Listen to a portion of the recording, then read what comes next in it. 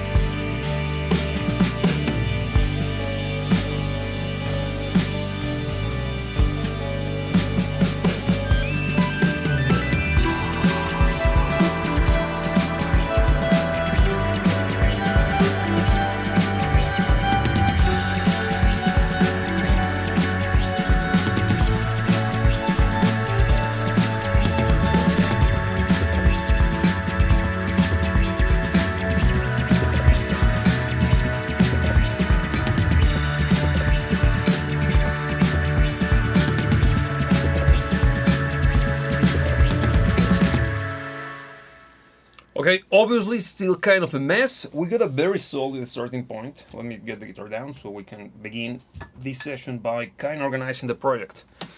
We got a kind of good starting point over here, this area. This chunk I think is working properly, because it kind of gives this kind of mysterious, kind of deep sounding, not deep in the sense of it being low and driven, but kind of a thoughtful, that's what I'm trying to say. Thoughtful, kind of insightful, and kind of retrospective vibe to it. Melancholic, if I use her terminology. So I like that. Then we got the double time section over here, which is proper. I like the chord progression very much, and I think it's a natural evolution or development of the first concept, the verse. But it feels still a little bit, maybe because it's double time, it's faster, and it doesn't necessarily speaking translate correctly. Or progressively speaking, it doesn't feel that the song is moving or flowing, if that makes sense to you. So I'm gonna begin playing around with the shape of the song again.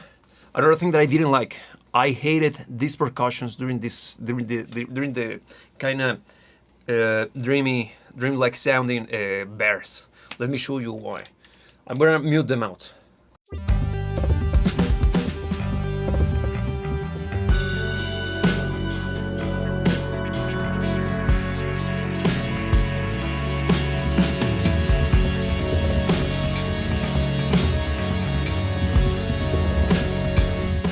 they kind of take away a good chunk of the feel and the vibe of that section. So I'm gonna mute them because I like them before. It's like a very good build up, and with the drums already playing, I think the resolution is a shift, at least at this stage.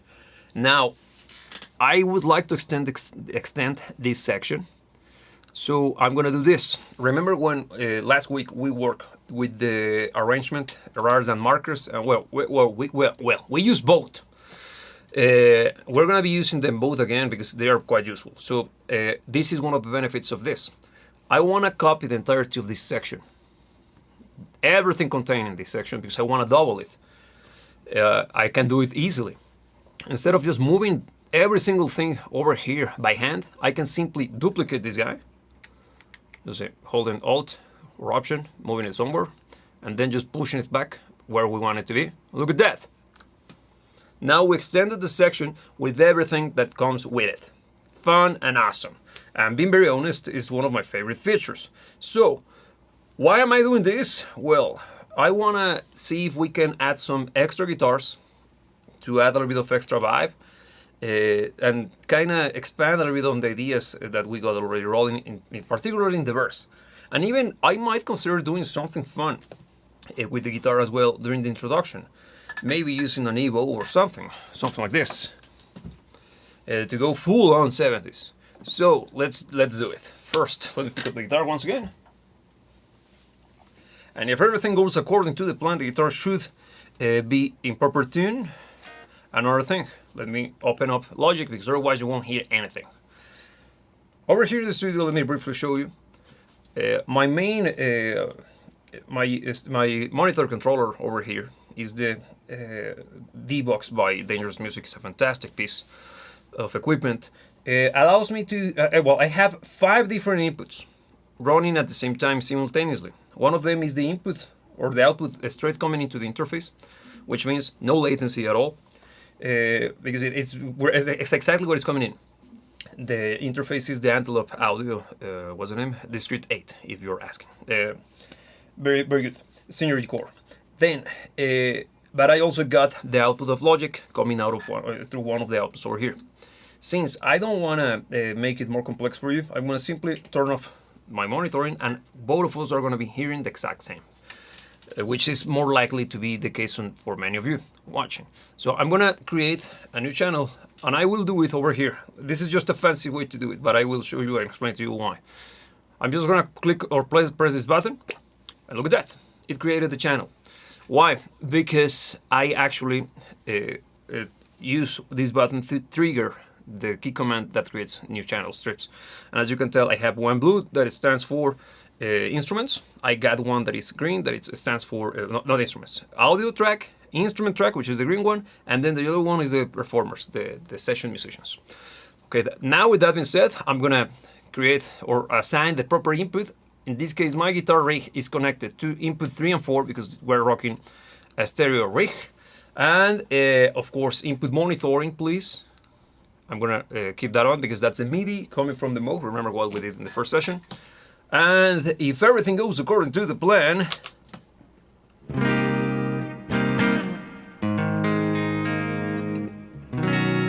okay, it should be going through because I can see that it's going through.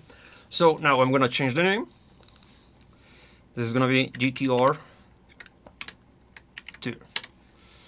Okay, so that was a mistake. So let's see. I would like to have something more dreamy, more expansive sounding, and a little bit more kind of echoey. So I'm gonna go to my board, and we're gonna be rocking Tonix. Tonix, as it is, has built-in effects that are quite good. They're very limited. They're not necessarily gonna blow your mind. They're very sufficient and efficient as well, and they can get the job done quite well. Do they replace the whole notion of a pedal board? I don't think so, but they are a great addition. And the way I developed this rig, it's as you can tell, it's tiny. I'm simply using Tonix as the core of everything. I got the main effects or the basic effects, which is delay, reverb, some modulation effects, such as flanger, tremolo, and if I recall, of course, chorus. And that's basically it. It has a compressor that's very nice. It's kind of spanky. It's not gonna blow your head off, but it's actually useful. And also the noise gate is excellent. That's something that I gotta tell you. So let's begin. Right now my guitar sounds very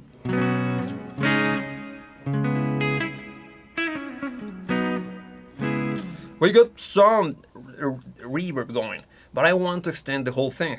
That's why we got the micro pitch over here. I turn it on, now let's see.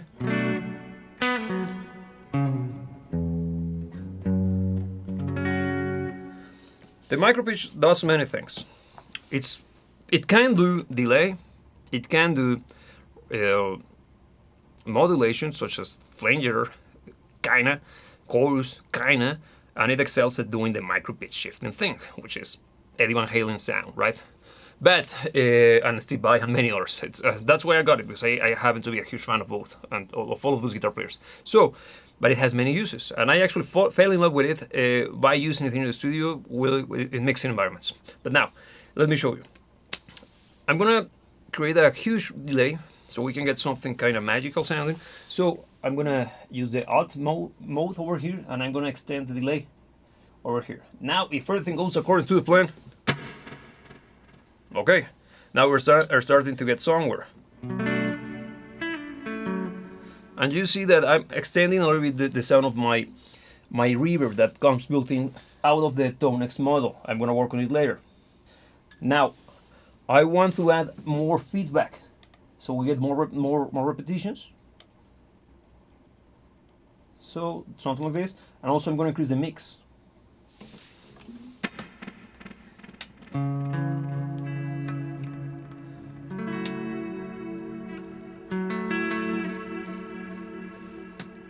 Okay, we're starting to get somewhere.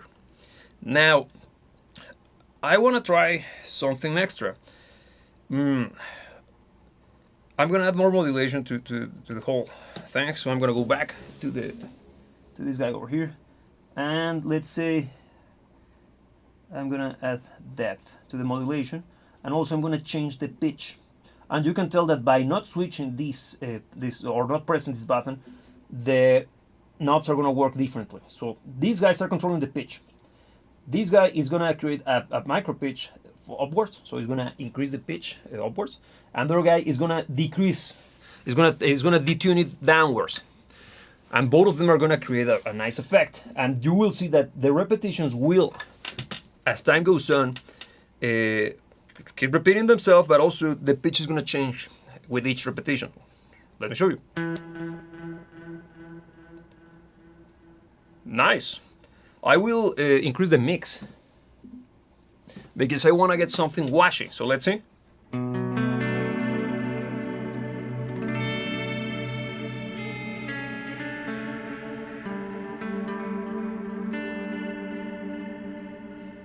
I like it, but I think it's a little bit too much.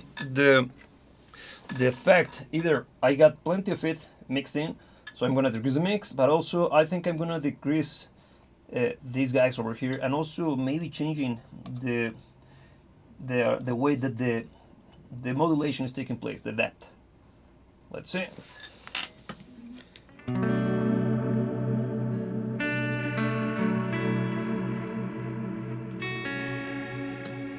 Okay, we're starting to get somewhere. I'm gonna decrease a little bit the tuning. I think it's a little bit too much.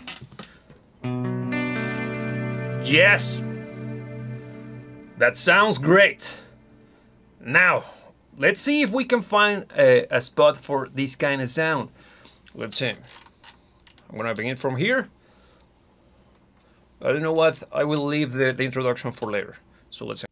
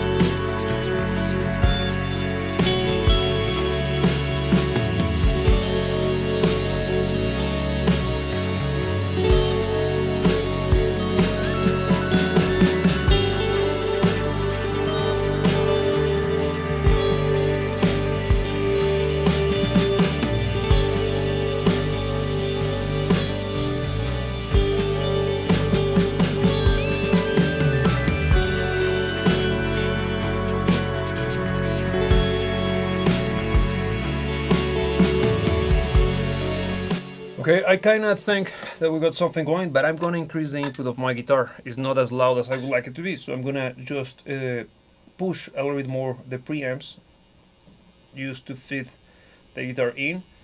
So now I can hear the hiss. Perfect. Nice, I think we can hear it now. So, coming back to that section of the track, I was thinking on adding this extra octave-like sound using the chromatism so we can get a little bit of this extra tension, but maybe just or in the other direction. I think that's gonna sound more magical. Let's see.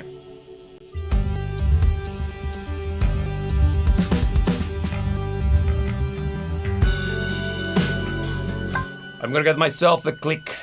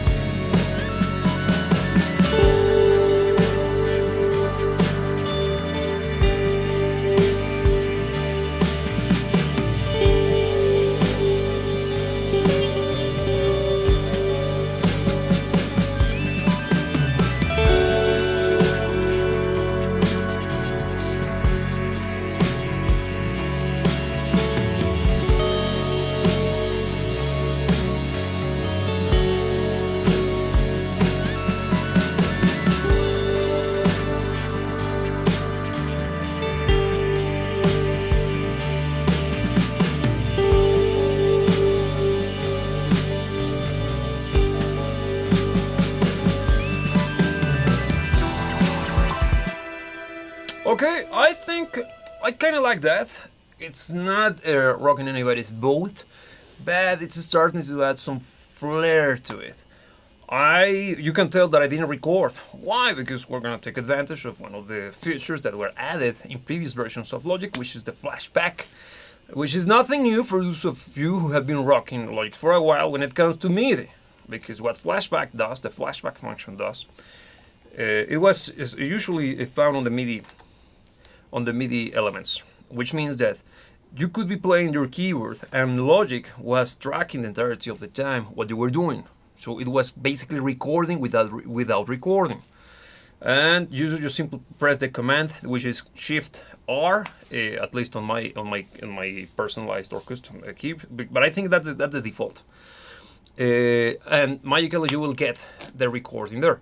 It wasn't available to audio before, now it is, and I have it assigned to my UF8. I have a button here. There is. It's awesome.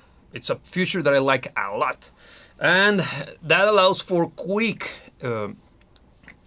ideas or quick song assembly, if that makes sense to you. So now let's see. I'm gonna, of course, make sure that the input monitoring is not on, so we can actually mix it in. So here's my guitar. Let's see.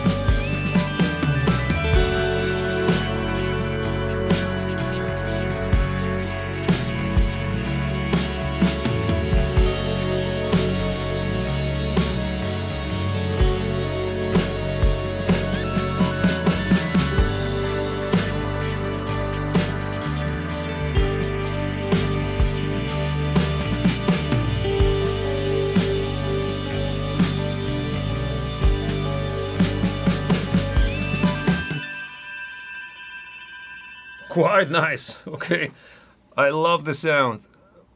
One thing, I think it could sound even cooler by adding a little bit of chorus to these new chords. Let's see. I don't know if it's gonna work, but I wanted to save this idea because I have terrible memory. So you can't imagine how many recordings I got on my phone out of the ideas that I develop or that come through my head, but I hardly keep track of all of them.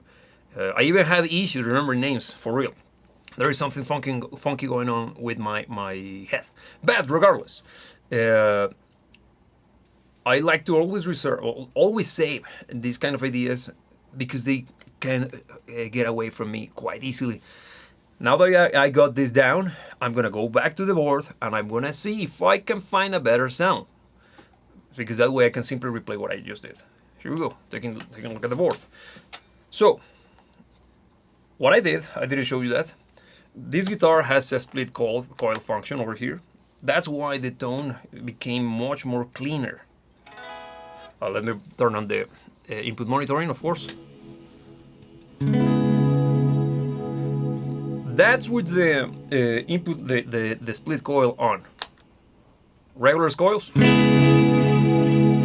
As you can see, when I have the full sound of the humbucker, we got a, of course, much more darker tone, but also very present and much more hotter sounding. And Tonix, being that good, is reflecting beautifully the changes. I'm quite impressed. Tonix is a very, very, very good device. And I'm not sponsored by them yet, but I truly believe that this is a great product. Now, I liked how it sounds. Of course, the only drawback, you get a little bit of that extra energy, electric sound, which is totally normal for single coils, especially Stratocasters, because I am not necessarily canceling or cutting out the full circuit of the humbuckers. I am partially doing it, and I love how it's working. I don't recall exactly which what was the value of the resistors that I used on the coil split, but I will measure them, and then if you're interested, let me know in the comment section of this video. Okay, now coming back to Tonix, let's kick some major ass. I'm gonna add a little bit of chorus to it. So I'm gonna go to parameters, click, and then I'm gonna look for modulation. And let's turn it on, but let's find a type of modulation we would like. We got chords right now, but you know, maybe even phaser or flanger would be fun. Let's try the phaser first.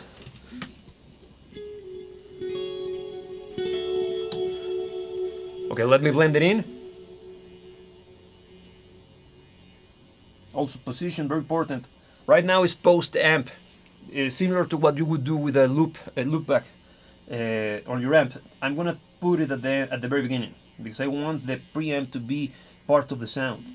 And then synchronization rate, I want mix. Okay, it's quite high, so maybe we need to increase the depth. Let's see, more depth.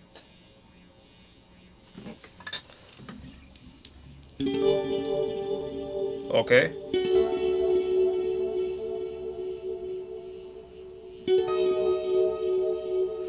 It started to add this liquidy sound. I like it.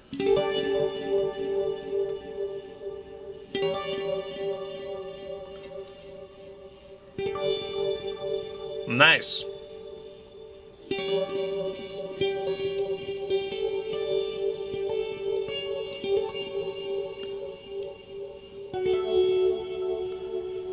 But I will lower the rate because it's way too fast. The idea is to make it like some form of kind of effect. Let's see.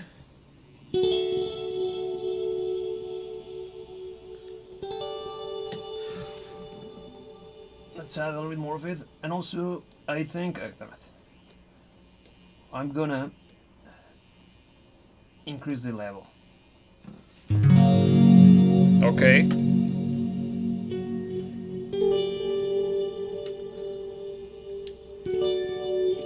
Okay, let's try it out. I'm gonna go back to the Logic session, and I'm gonna preserve this guy just in case I mess up the notes, but I don't think so. I had them still present in my head. Okay, here we go. Now I'm gonna record.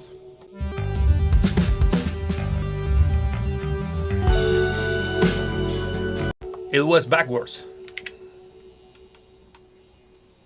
So let me just check, and I'm gonna turn on the counting. Here we go. So it was perfect. Let the delay go away.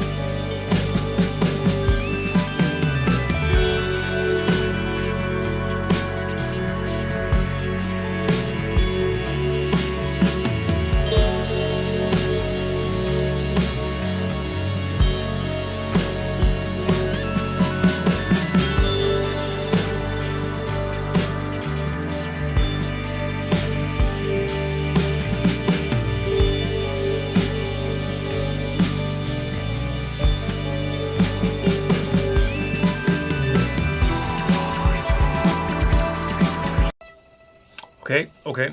There was a mistake, but I'm not gonna bother with it. Why? Because when it comes to producing music, especially when I'm working with the guitar, I always, it's impossible, I'm not perfect, so I usually commit mistakes across the different recordings. Because what I'm gonna do with this is get a draft, because what I care for when developing a song is for the idea to be fleshed out, not perfect, because this is not the moment for perfection. It's basically what I do with every artist I work with. When we are developing the tracks, when we're doing the pre-production process, and this is a pro tip and something that I think you should adopt as well. It's something I learned along the way. I always like to have a good conversation with them. Of course, listening to a draft they got. It could be just a recording from their phones, or if they are a little bit tech savvy and they can develop something on a little bit of an idea through the use of some software like GarageBand, for example. I always like to have this long conversation where they explain to me what's the idea behind the different sections of the track and where the track is meant to be heading, if you know what I mean.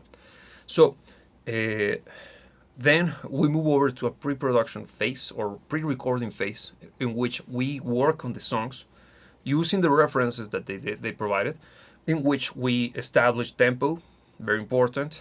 The click is very important. You don't play to the click. You use the click to stick to the tempo, if that makes sense.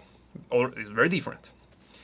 And modern music, particularly rock and metal, have been very much victims of overworking everything. How is it going, Gay Boy? Good to have you here. And as I was saying, plenty of people have been, when it comes to developing rock and metal, it has reached a point of uber perfection that it's taken away a lot of what makes those genres be unique and great and the best genre of music there is. Yes, I'm biased. I'm a rock and roller. But, and it's due to the overly reliance on sticking everything to the tempo, to the grid, or making everything super programmed and not necessarily organic sounding. So, the plan is going to be the following.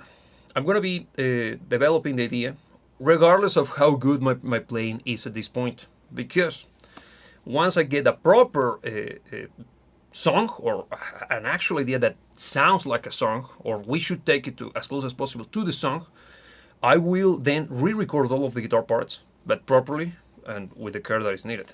Here, Gateway Zane. Great, how are you? Man, how is the update in Logic Pro 12? I think it's amazing.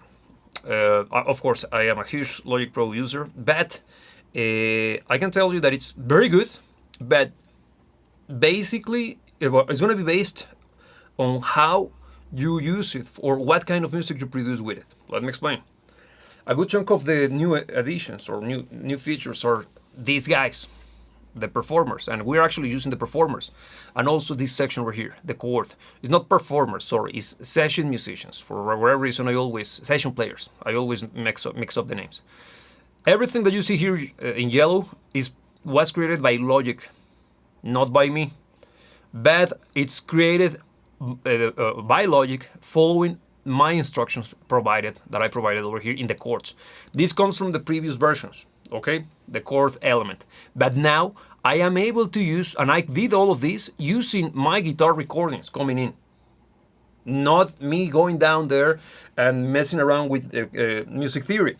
If you are not that keen to, or not that knowledgeable when it comes to music theory, but you play an instrument, you can still take the full advantage of the chord or assignment, or I don't know what the name of it. Chord ID is the name. Function, which allows you to develop. It gives the parts to the player, to the bass player, the keyboard player, to play alongside your guitar or your keyboard if you are a keyboard player.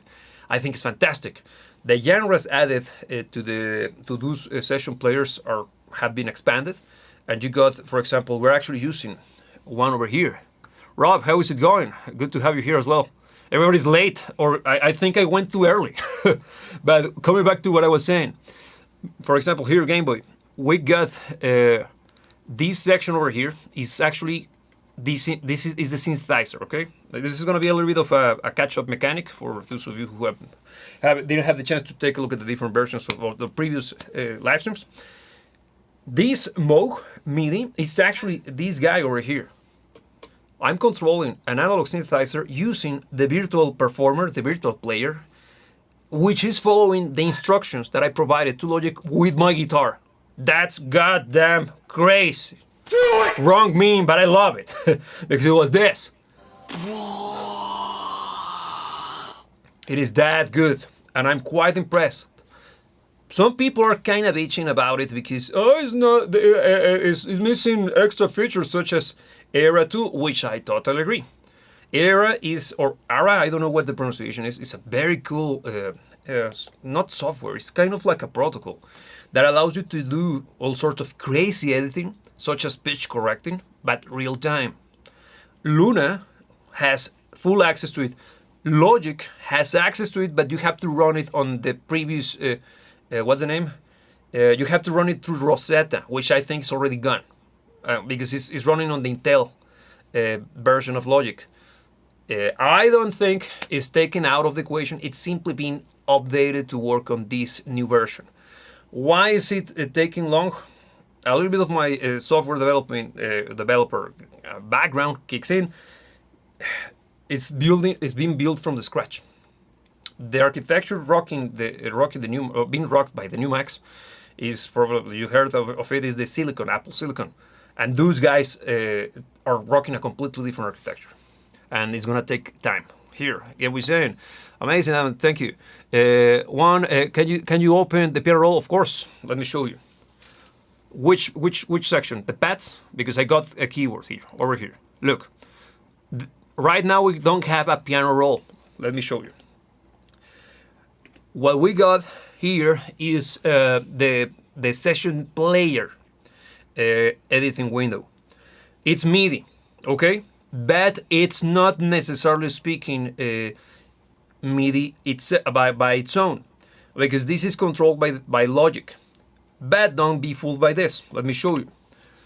If I go here, this is the section where the pads are, okay, the keywords. If I click over here and then right click and create MIDI region, look at that. We can have both. This means that this green area, this green region, if I double click, is now the piano roll. Which means that I actually can produce or write down the notes played by that section by my own, as traditionally speaking.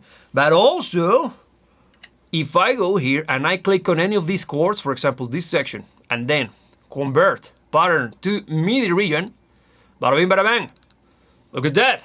We got MIDI because we're actually rocking MIDI. Just wanted to clarify that. If that makes sense, or if I didn't do a good job explaining this, let me know. Because what are the good, or what are the pros and cons? The performer, the session player, will be reactive not only to the chord. Sorry, wrong screen. To the chord progressions. It will also be reactive to the orders you give to the performer, the player itself. For example, If you have used the drummer, which I think is a fantastic tool, and it's been around since ages, you can control the dynamics, which section is going to be, or which section of the drum kit is going to be used in particular parts of the track, region by region, and the same translates to keyboards. You can control, for example, you can tell the hands, the position of the hands, which stands for the range of the keyboard itself. Plenty of performance elements. The envelope is fantastic. This is actually modulating. Let me show you. And a third-party plugin is affecting this. Pay attention to that fader.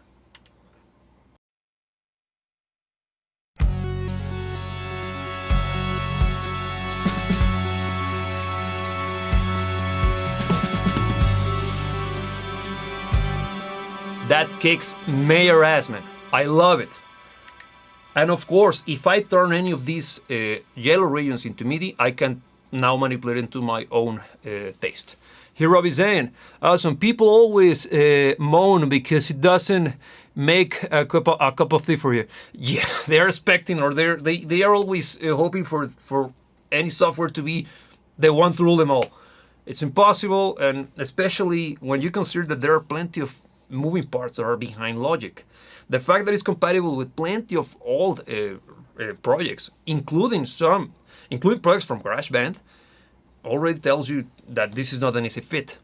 Here Rob is saying as well, this is a huge update. Again, always free in Logic. Also, that's a good point, Rob. Thanks for reminding me. If you own Logic, if you bought it, such as myself, I bought it in 2000 and Logic X.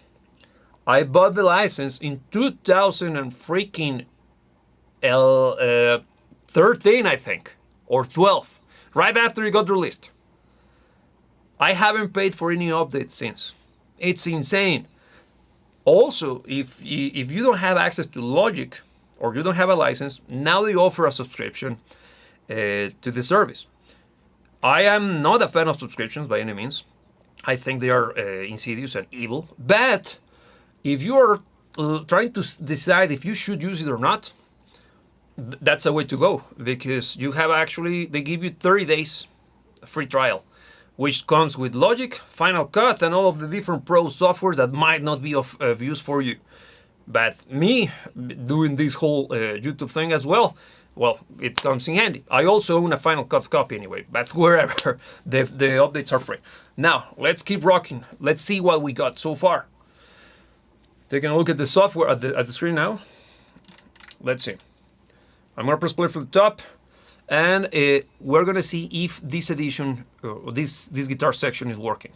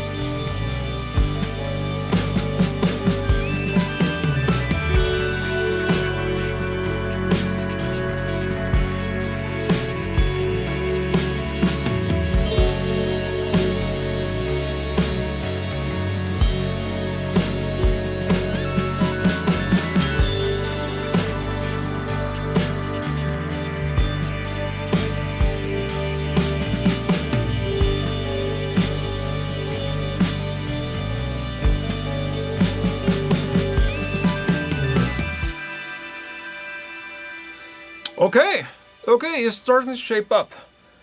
While the track was playing, I was thinking on doing something, adding a little bit of extra atmosphere. So let's try it out. I'm gonna use my Evo. This guy has been around with me forever. An Evo does this. It's gonna create a sustain on the note. It's gonna hold the note for eternity by turning it on.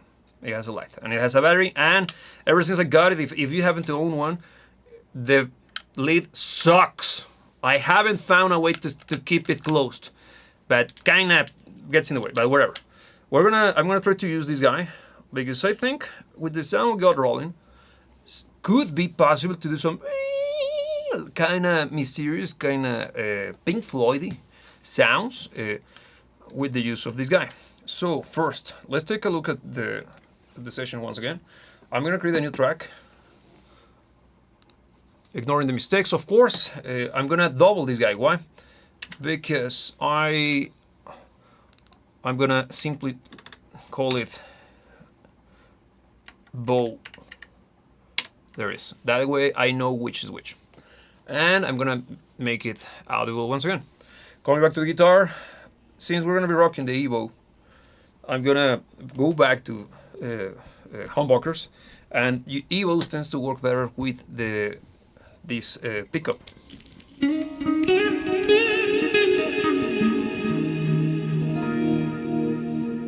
Too busy for me to play actual complex licks, but could be great for atmospheric sounds. So let's say, yeah, it kind of had that psychedelic drifting. Get you. So let's take a look once again to Logic, and I'm gonna turn on the Evo.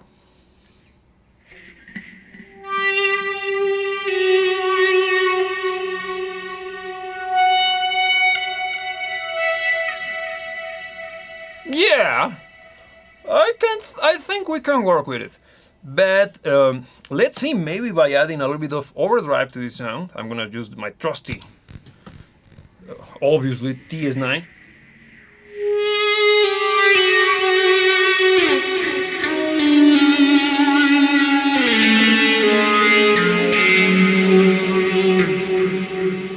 Yeah, but I'm gonna decrease the level a little bit, and also I'm gonna darken it a little bit. So let's see.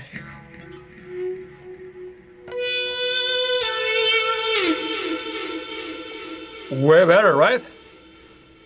And I love how the delay tail is kind of washing, or kind of washes out, fades out.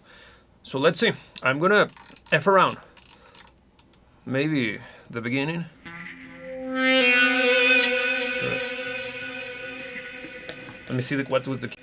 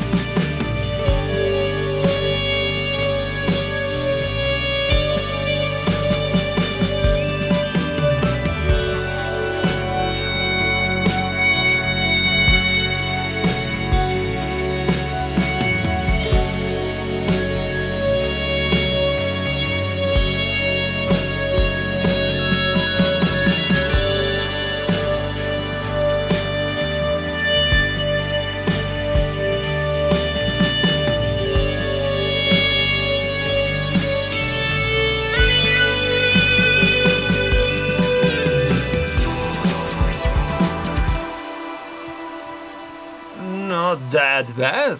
Mistakes abound, but I think we got something good. So I'm going to use the flashback.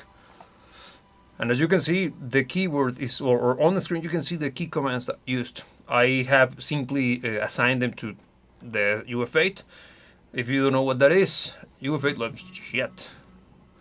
Excuse my French. Where's Logic? Oh, here it is, perfect. Okay, here is the SSL 360 software. You have seen me using it quite often with mixing because it's fantastic for mixing, but also I am developing my own template for Logic, taking advantage of all of the new features. That's why you see my color, my keys over here on the board being color coded, all of them, and I have different tiers or levels in which I have assigned different options or different controls. Why? Streamlining my workflow. The reason why something like this device is useful is not just for mixing alone. I use it quite often for MIDI control. For example, if I click here, let me show you. I switch the entire thing into a MIDI controller now. All of the buttons, all of the knobs, all of the encoders, all of the faders are now sending CC signal, which means that I could be, for example, controlling the Moog, sending CC signal from Logic using this guy. I know, amazing and kind of complex, but it's good. Now, let's take a look at the song once again. So, while we go rolling, kind of works, but I think there were plenty of extra steps or too much of the Evo thing going at several spots. Let's see.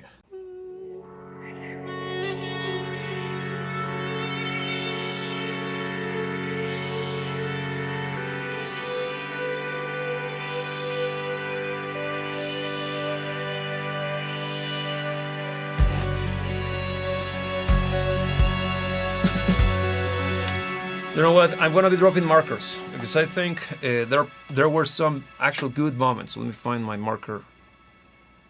Where is it? I'm still learning my way around this. I haven't created a marker. No, I don't have markers. Dumb. Okay, let me show you how to assign the markers. Now we're at it. Easy. I'm gonna be using Beatput's number 3. So I'm gonna go to number 3 here, and I'm gonna use key number, I think it's going to be 6, and I'm going to simply look for the marker function. Where is it? There it is. And that's it. If I go back to Logic, now I will be able to drop markers while to explain using this guy over here. Here we go.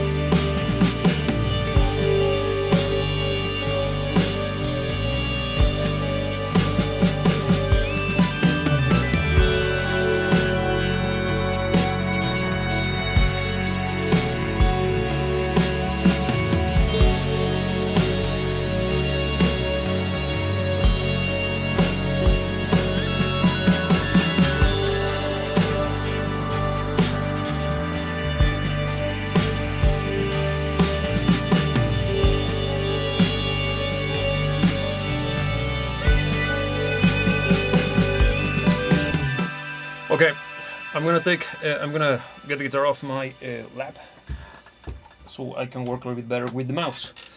What was the point of this? Those markers, my plan is to use them to mark the points on which I actually did something that I liked with the bow. And yes, good idea, cutting 350 hertz on the pad and yeah, it could work because it's starting to get kind of busy, right? It's a little bit kind of muddy. We're not mixing yet, but it's a good. You got a good ear, man. That's important because there is a little bit of a honkiness, right? I can hear it as well. But right now, but look, that's not necessarily correct. Let me rephrase what I said. When producing, it's always a good idea to kind of cover up some holes. Not going bananas, but adding a little bit of, how can I put it? Making your life easier once you reach the mixing stage. Because if you have a poorly produced track, which stands for poor, bad arrangement, improper instrument selection, poor recordings, poor performances, and on top of that, the sound design adds or creates clashing moments on which the different parts of the song are clashing and getting in the way of each other, you're gonna have a harder time mixing them. Not a bad idea, and I'm not gonna rule it out, man, because I'm not even sold with the sound of the pad, being very frank, yet. I like what the Moog is doing, because it has this Richard Wright thing going, particularly during this section. This phrase, I love it.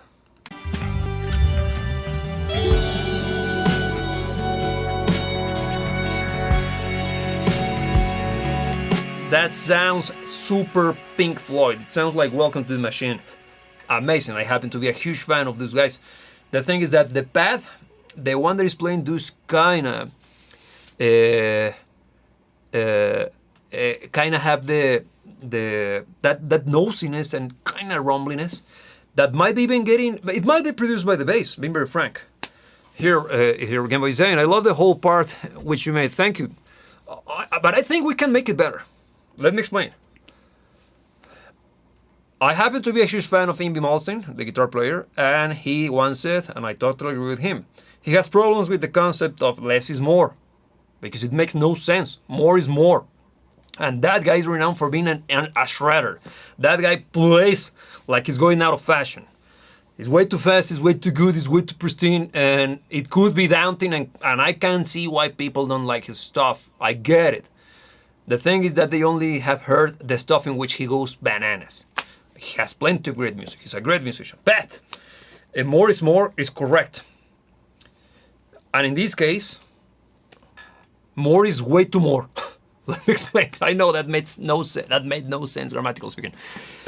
I love those moments with the Evo, but since I did them so often, those shiny parts kind of become duller because they no longer cut through in a way that is like, wow, I didn't see that coming, or wow, I was expecting that.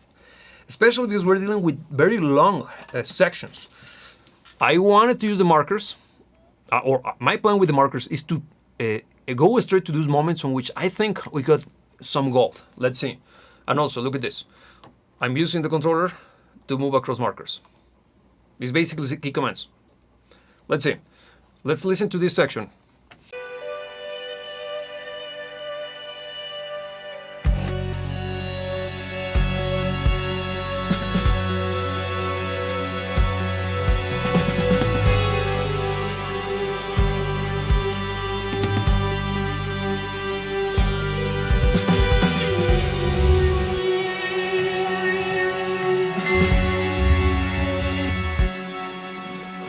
Fun. What's going on here?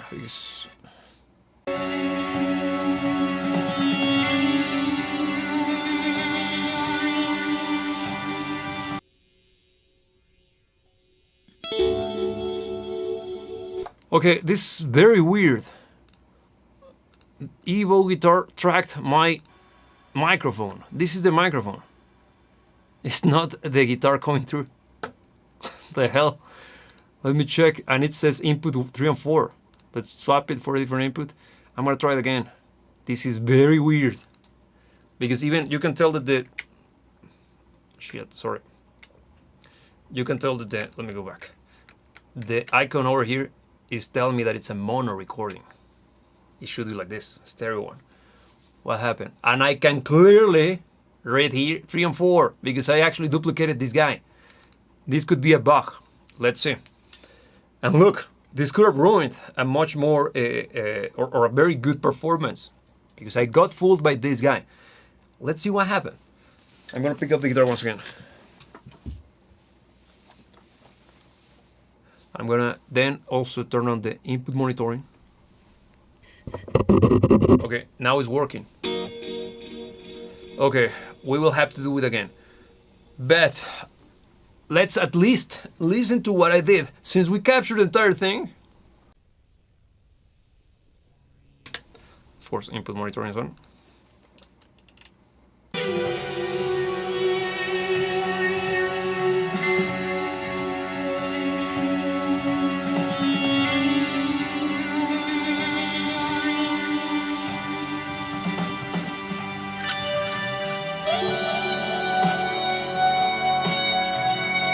Okay, yeah. From the top, maybe it's because the flashback function recorded the microphone. I don't know. I might have done something wrong, and while being broadcasting live and controlling the whole thing, maybe I did something stupid. I will look at this again. I'm gonna rewatch the session. But once again, let's try it out again. Let's record it. And I'm gonna do a test run first because I want to rule out the notion of this being the result of the flashback.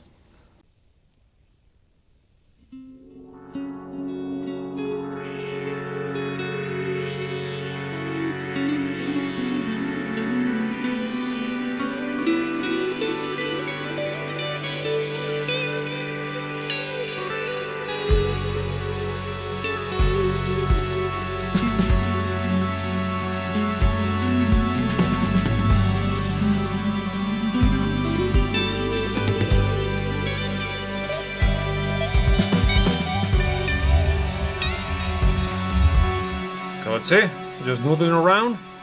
Let's get the flashback. Yes, it's only capturing the microphone again. I have to take a look at that. No worries, it's a minor issue. I'm gonna record anyway. So, and if you happen to know why is that behavior taking place, let me know because I'm kind of baffled. Bringing back the Evo. Damn.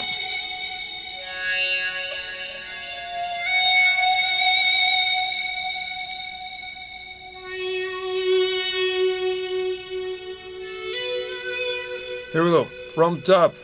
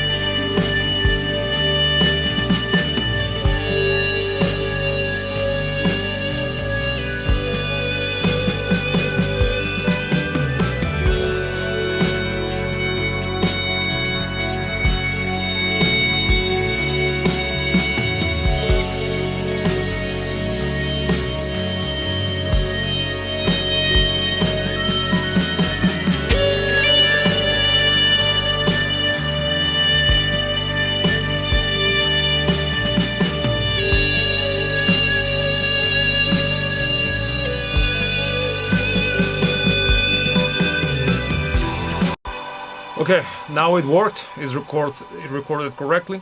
Again, plenty of mistakes. Why? Evo, it's not meant to be taken seriously. Well, not seriously. Why?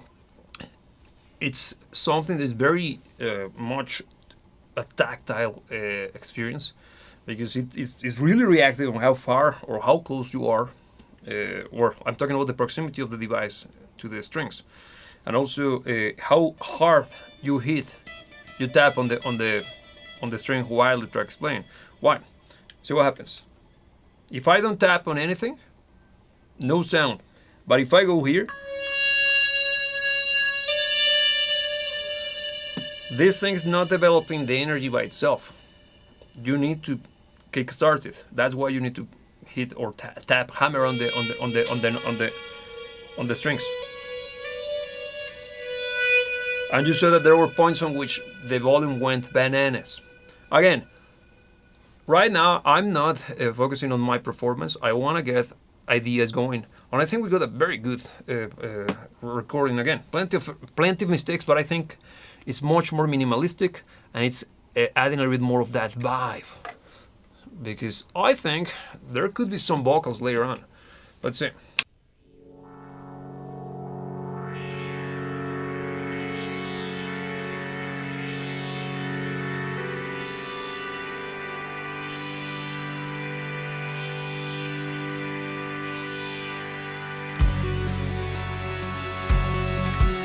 So stupid. Like I was reading the comment. Reminds you of Shungle. I don't know that band. What do they play? Kinda shoegaze or something like that? Because this kind of shoegaze territory. Not the sound, but this kind of approach. Let's see.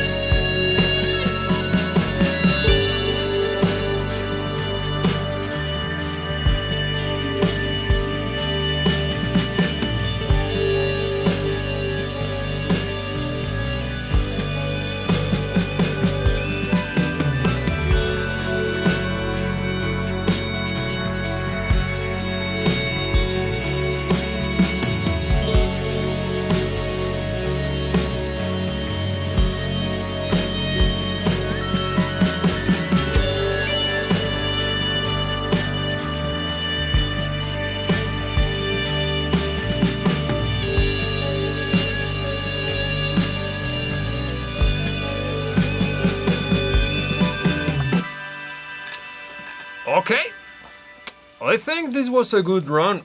Again, it's not clean, has plenty of mistakes, and I will check it out. T Psychedelic.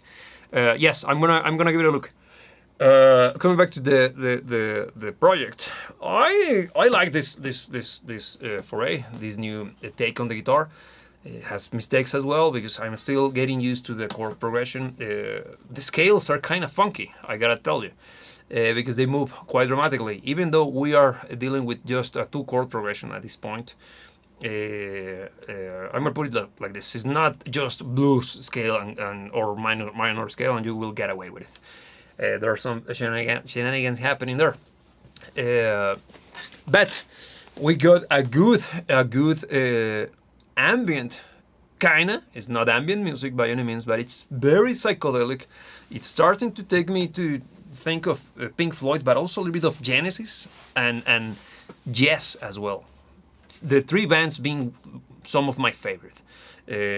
I even have an idea. This gave me some ideas for another chord progression or second or third musical phrase to be used later on, but that's more in the vein of Emerson, Lake and Palmer, and we're a huge fan of. I happen to be a huge fan of those guys as well, because this is my jam. Now, what did we learn today? We explored plenty of the.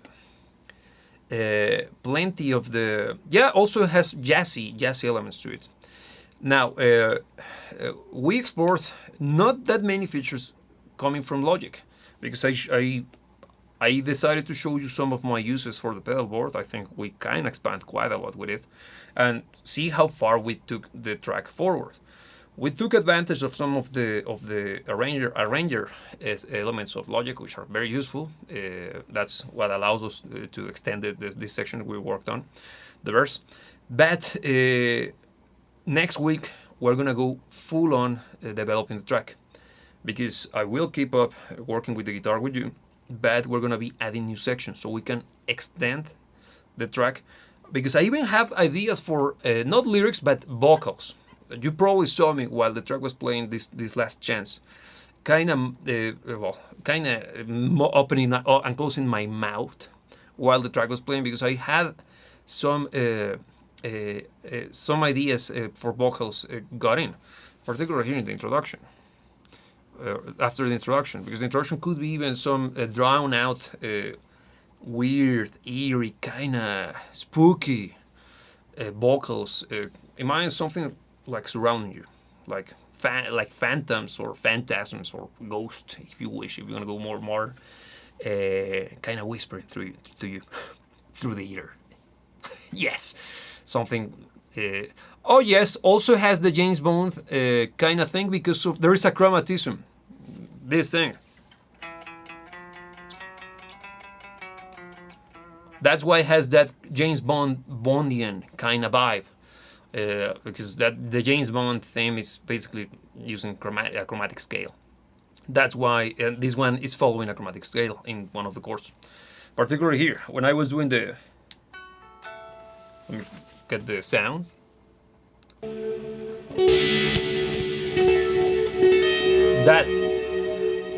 That's a chromatism, and it's clearly Bondian. But also kind of Floydian as well. That's super. What's the name of this song? Shine on Your Crazy Diamond.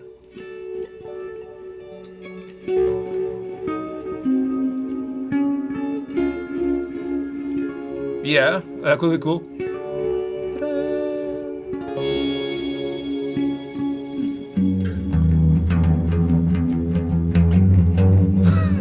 That's clearly Shine on Your Crazy Diamond. Of course, I'm not going to do that, but yes.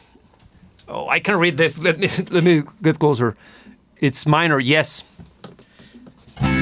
So we're gonna kind of get to a very nice place. I think this track has the potential of becoming an actual song, not just an exercise. I like where the track is playing, where the track is taking us. Damn it, words are hard. And also the vibe is starting to get into my actual music territory. I don't know, this could end up becoming one of the songs for our next album. I like it, but we will see. Because I'm already thinking on doing some odd time signature changes, shenanigans, just because I can't stop myself from doing those when producing and writing music. But we will see, because it's starting to sound cool. So let's see if I can jam on top of it. Just a last array. Let me get rid of some of the delay, because this is way too much. Let's see.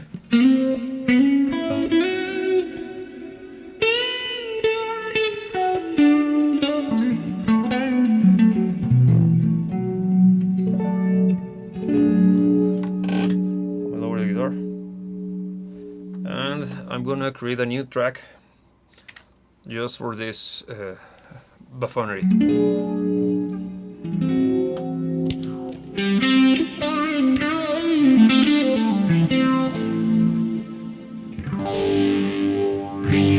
and I'm clipping over here.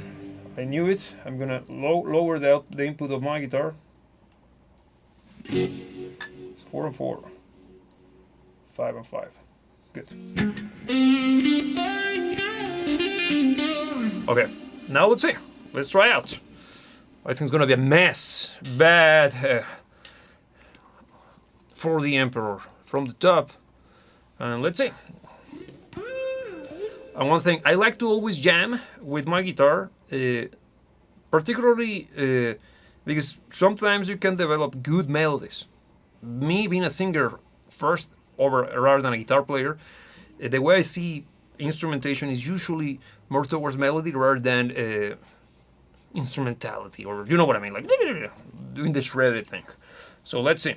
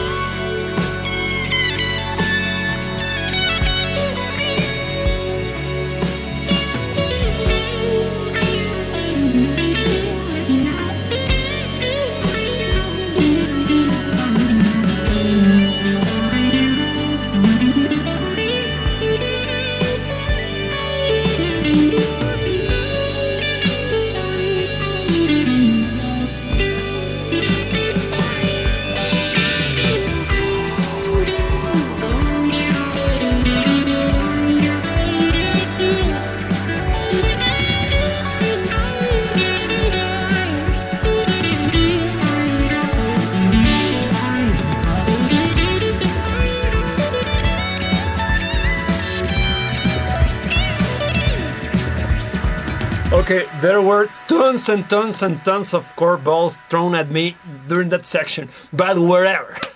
Yeah, some ideas. I should have used a different tone for this, something a little bit more gain driven. A la Pink Floyd, once again, David Gilmour, because the overdrive is working, but it's kind of bluesy, and I am hugely dependent on the sound when it comes to my guitar. And I think that applies to every guitar player. It's very much a reactionary interaction, because the way based on the sound of the guitar or the sound coming out of your rig, your performance is gonna be pushed in a direction, very much inspired by. That's why I happen to be a huge advocate for analog rigs. I know we've been rocking the entire time just a digital version. Yes, the entire rig is digital. The only element that is not digital in this world is the overdrive over here. That's why it's noisy when you turn it on and off. But Tonex, it's actually capturing the sound of my own amplifiers. These guys, let me see if I can show you the amps. Yeah, they're there. Look. It's actually allegedly these guys. Yeah, well, you can't see them, but this section over here, okay? That's where I got the amps. And I actually have captures of all of my amps in different positions. You probably have seen those videos on the channel. Let me check the comments. Great track. You should finish it. Yes, I truly think I'm gonna. It's taking me there, man. Robbie, thank you. Rocking it, Adam. Black hole reverb on top. Yeah, you know that I love that black hole guy. And I don't have black hole on this board, but on my big one, the actual one that I use for myself, I actually have the chance to have 3 black holes in sequence. And Robbie, here's saying, got potential. If you want a collab, let me know. Yes, let's see what we can do with this bad boy, because I think it's starting to develop somewhere. We need to see. I think this is pretty much a guitar-driven track. It's gonna be similar to a Pink Floyd thing. And let me check. We got some clips. I hope the sound translated correctly, because now that I got my hands busy with this, it's harder for me to keep track of the entire thing, at least when it comes to the output. I still have access to the monitoring here for your end, but I think it's working correctly. Now, if you know what happened to the whole flashback, because let's try it again one last time before we close shop. Yes, it's still recording this guy, my microphone.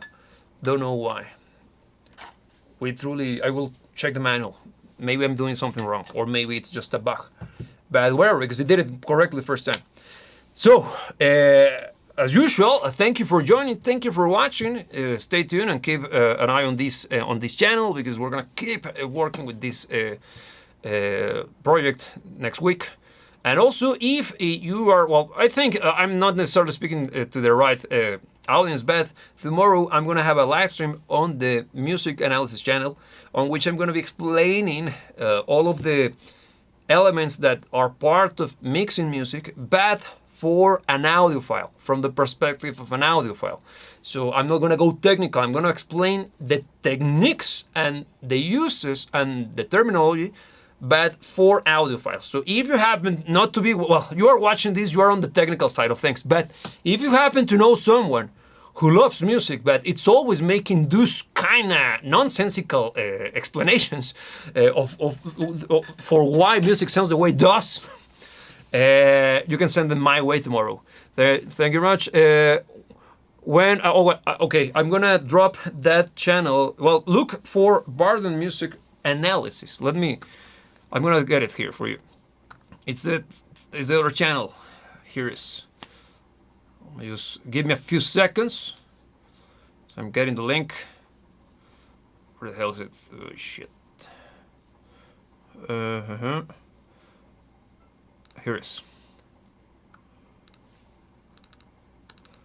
Got it. Here it is. That's the analysis channel. I'm gonna be doing this. I have a different track. It's gonna be an instrumental. And I'm gonna be mixing. Not gonna be mixing the full track, but I'm gonna be explaining the concepts behind mixing for somebody who is not tech savvy or is not that aware of the whole music production environment. So, the whole thing, because I hate using the term community. Yes, so thank you guys for watching. Thank you guys, thank you Game Boy for subscribing and supporting this effort.